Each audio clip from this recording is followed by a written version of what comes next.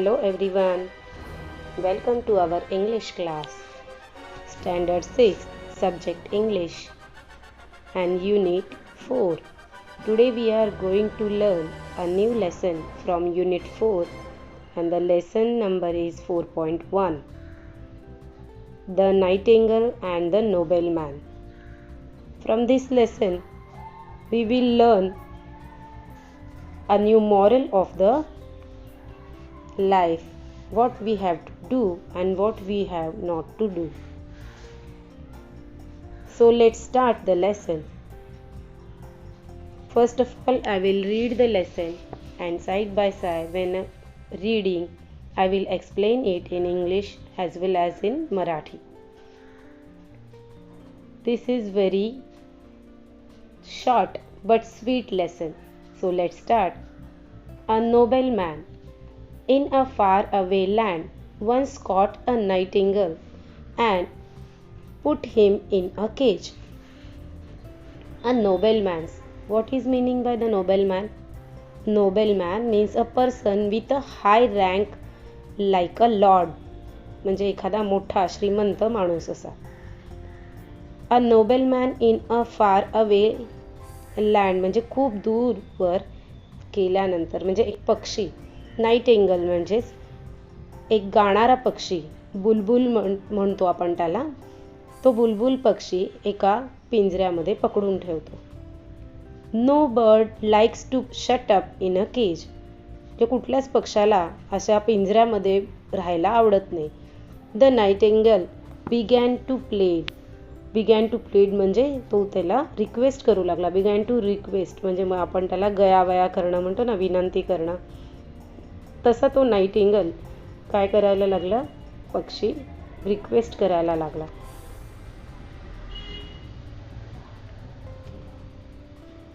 Please let set me free. If you let me go I will tell you the secret of happiness. म्हणजे तो म्हणतो जर तू मला सोडलंस तर मी तुला हॅपीनेस म्हणजे आनंदाचं सिक्रेट सांगेन. तर आनंदाचं सिक्रेट ऐकायला सगळ्यांनाच आवडतं, म्हणून त्या नोबेलमॅनला सुद्धा ते खूप आवडलं. वा इंटरेस्टिंग आहे काहीतरी की हा आपल्याला आनंदाचं सिक्रेट सांगणार आहे. The nobleman was rich but not happy. म्हणजे तो श्रीमंत होता पण आनंदी नव्हता. He wanted to know the secret of happiness. म्हणजे त्याला काय खरं पाहिजे होतं, काय आहे हॅपीनेसचं secret. He was very eager to know what is the happiness, secret of happiness, because he was not happy. So he let the bird go. म्हणून त्याने काय केलं, पिंजऱ्यातून त्या पक्षाला सोडून दिलं. So he let the bird go. Listen said the nightingale. आता नाइटिंगल त्याला बोलू लागला त्याच्याशी आणि काय म्हणाला, this is the secret of happiness. म्हणजेच हा आनंदाचा सिक्रेट आहे. काय सिक्रेट आहे बघा. Never cry over spilled milk and never trust idle words. बघा हे वाक्य, लिसन दिस सेंटेन्स केअरफुली. हाच हॅपीनेसचं सिक्रेट त्यांनी सांगितलं. Never cry over spilled milk म्हणजे एखादी गोष्ट घडून गेली तर त्याबद्दल वाईट वाटून घ्यायचं नाही. त्याच्यासाठी म्हटलंय never cry over spilled milk and never trust idle words. आणि आयडल वर्ड्स म्हणजे नुसते आपले थापा मारणारे असे खोटे खोटे शब्द असतात ना, जे खोटं खोटं बोलले जातात, ते खरे नसतात, निरर्थक असतात. त्यांना आपण म्हणतो आयडल वर्ड्स. अशावर कधीच विश्वास ठेवायचा नाही. नेवर ट्रस्ट म्हणजे विश्वास. अशा आयडल वर्ड्सवर पण कधीच विश्वास ठेवायचा नाही. ह्या दोन गोष्टी हॅपीनेसचं सिक्रेट आहे. म्हणजे आनंदाचं सिक्रेट ह्याच दोन गोष्टी आहेत. कधीही झालेल्या गोष्टींवर रडत बसायचं नाही आणि कोणाच्याही खोट्या निरर्थक शब्दांवर विश्वास ठेवायचा नाही. ह्या दोन गोष्टी तो नाइटिंगल आपल्या त्या नोबेलमॅनला सांगतो. The nobleman didn't think much of the secret. म्हणजे हे ह्याने सांगितलेलं पक्षाने, पण तो त्याचा एवढा विचार करतच नाही. This is just a silly piece of advice he exclaimed. म्हणजे तो म्हणतो, हा काय मूर्खपणा आहे किती खोटेपणा आहे. सिली म्हणजे मूर्खपणा आहे. सिली पीस ऑफ ॲडवाईस म्हणजे किती क्षुल्लक ॲडवाईस दिली आहे मूर्खासारखी, असं तो एक्सक्लेम म्हणजे उद्गारले. आपण टेल, स्पीक असं वेगवेगळे शब्द वापरतो, पण इथे एक्सक्लेम म्हणजे त्याने असे शब्द उद्गारले, तो म्हणाला, तो उद्गारला, म्हणून एक्सक्लेम्ड आहे. The nightingale flew a little higher and said, थोडंसं वर जाऊन उडाला आणि म्हणाला, too bad you let me go. म्हणजे किती वाईट गोष्ट झाली माहिती आहे का तुला, की तू मला जाऊ दिलंस. I have rare diamonds under my wings, now you won't get any of them. तो म्हणतो I have rare diamonds, rare म्हणजे दुर्मिळ असे डायमंड, हिरे माझ्या पंखाखाली आहे आणि तुला आता ते परत मिळणार नाहीत. असा तो उडून निघालेला पक्षी त्या नोबेलमॅनला म्हणतो. Now the nobleman was really very angry and very unhappy. आता तो नोबेलमॅन एकदम रागावतो आणि दुःखी होऊन जातो. Oh no, how stupid of me. तो म्हणतो अरे रे, मी किती मूर्ख आहे, त्या पक्षाला मी सोडून दिलं. You wicked bird, you nasty bird. अरे किती दुष्ट पक्षी आहे आणि किती अतिशय ओंगळ आणि धोका देणारा असा हा पक्षी आहे. का तुम्ही ह्याला सोडून दिलं, असं तो मनाशीच वाईट असं तो नोबेलमॅन करायला लागतो. Wait till I catch you again. तो म्हणतो थांब मी आता तुला पकडतोय. ही बिगॅन टू वेल, म्हणजे अशा प्रकारे तो म्हणजे अगदी विलाप करू लागला. वेल म्हणजे विलाप गोष्टीबद्दल. Don't be so upset my Lord, sed the Nightingale. ते म्हणतात डोंट बी सो अपसेट, तुम्ही इतके निराश होऊ नका. It was kind of you to let me go. It was kind of you to let me go म्हणजे तुम्ही खूप दयाळू होता म्हणून तुम्ही मला सोडलं. That's why I gave you a good piece of advice. म्हणून मी तुम्हाला एक छानसा सल्ला देतो.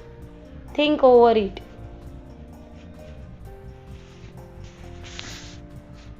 The first thing I said was, don't cry over split milk. तुम्ही मला सोडलं होतं म्हणून मी तुम्हाला छानसा सल्ला दिला आणि तो सल्ला दिलेले वाक्य काय होतं बघा. Don't cry over split milk म्हणजे झालेल्या गोष्टींवर रडत बसू नये. I am already far away from you म्हणजे मी तुमच्यापासून अजूनही लांब गेलेलो आहे, आता तुम्ही मला पकडू शकत नाही असं त्याला म्हणायचं होतं. You can't catch me again, तुम्ही मला आता पकडूच शकत नाही. Then why make yourself unhappy about it म्हणजे मग आता तुम्ही स्वतःला एवढे दुःखी का करून घेताय. जर तुम्ही मला असे पकडू शकत नाही तर आता तुम्ही मला त्याचं दुःख करत बसू नका. Secondly, how can an ordinary bird like me have diamonds under his wings. म्हणजे बघा आता तो त्याला विचार करण्याला प्रश्न टाकतो की तुम्ही विचार कसा केला नाही की how can an ordinary bird, ordinary म्हणजे सामान्य, एका सामान्य पक्षाच्या पंखामध्ये हिरे कसे असतील बरं, हा तुम्ही का विचार केला नाही असं तो त्याला म्हणतो. Those were just idle words of mine म्हणजे ते फक्त माझे एक निरर्थक शब्द होते, फसवे शब्द होते. It's a mistake to trust such words म्हणजे ही चूकच आहे की अशा खोट्या शब्दांवर विश्वास ठेवलात तुम्ही. Use my bits of advice and be happy, farewell. माझ्या सल्ल्याचे शब्द जे आहेत ते ऐका आणि आता मी तुमचा निरोप घेतो आणि आनंदी राहा. फेअरवेल म्हणजे गुड बाय असं त्यांनी त्याला केलं, निरोप दिला आणि तो पक्षी the nobleman watched as the bird flew away आणि त्या नोबेलमॅनने तो पक्षी उडताना पाहिला. So students, do you get the message from this story? This is very nice message the nightingale give to all of us. काय मेसेज दिलाय माहिती आहे ना की कधीही, this is the moral of the story, you must listen and keep it in mind that don't cry over spilt milk and never trust a little words. ही 2 वाक्य म्हणजेच घडलेल्या गोष्टींवर रडत बसू नये किंवा कुणाच्याही आणि दुसरं किंवा नव्हे आणि कुणाच्याही खोट्या शब्दांवर विश्वास ठेवू नये. ह्या 2 महत्त्वाच्या गोष्टी आपल्याला या लेसनमधून शिकायला मिळाल्या. You always have to remember these 2 lines. Now listen and write all these new words from this lesson. First, nobleman means a lord, म्हणजेच मोठा माणूस. Second, nightingale, this is a name of bird, म्हणजेच बुलबुल पक्षी. Plead, give reason and request, म्हणजे विनंती करणे. Idle words, words which have little meanings, म्हणजेच निरर्थक शब्द. सिक्रेट, गुप्त किंवा रहस्य, म्हणजे रेअर, नॉट कॉमन, म्हणजे दुर्मिळ. वेल, क्रायज विथ सॉरो, म्हणजेच मोठ्याने आक्रोश करणे. बी अपसेट, फील बॅड, वाईट वाटणे. फेअरवेल, गुड बाय, निरोप घेणे. ॲडवाईस, काउन्सिल, म्हणजे सल्ला देणे. In the next lesson. Good bye. Have a nice day.